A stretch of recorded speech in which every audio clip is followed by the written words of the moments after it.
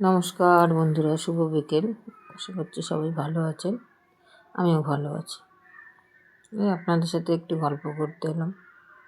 আমার মনটাও ভালো থাকে।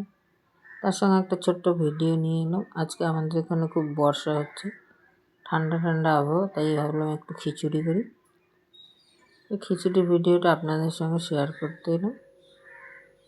আজকে আমি মুসুরির ডাল আর মুগ ডাল দিয়ে মিশিয়ে আর নিয়ে আতপ চালের খিচুড়ি করেছি। প্রথমে আমি জল ফুটতে দিয়েছি, দিয়ে তার মধ্যে নুন হলুদ দিয়ে দিয়েছি। তারপরে যেহেতু মুগ মুসুর মিলিয়ে, তাই একটু কাঁচা পেঁয়াজ কুচিয়ে জলের মধ্যে আলু দিয়ে কেটে ধুয়ে দিয়ে আর মধ্যে এই কাঁচা পেঁয়াজটা কেটে দিলে ভালো লাগে না ভেজে। তারপরে ডাল চাল পরিষ্কার করে ধুয়ে নিয়ে কাঁচা লঙ্কা দিয়ে ফুটতে দিয়ে দিলাম।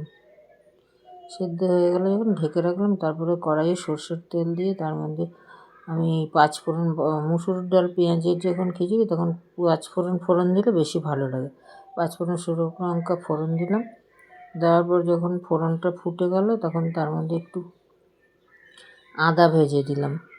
আদা গ্রেট করে ভেজে যখন ভাজা হয়ে গেলো, তখন আমি ঘি ওর মধ্যে ফোড়ন হিসাবে দিয়ে তারপরে আর খিচুড়িটা যেহেতু চাল ডাল সেদ্ধ করা ছিল, তো আর একটু ফুটানোর জন্য গ্যাস জ্বালিয়ে তার মধ্যে জিরের গুঁড়ো, ধনের গুঁড়ো না, আর একটু চিনি দিয়ে দিলাম। নুন হলুদ তো দেওয়াই ছিল আগে।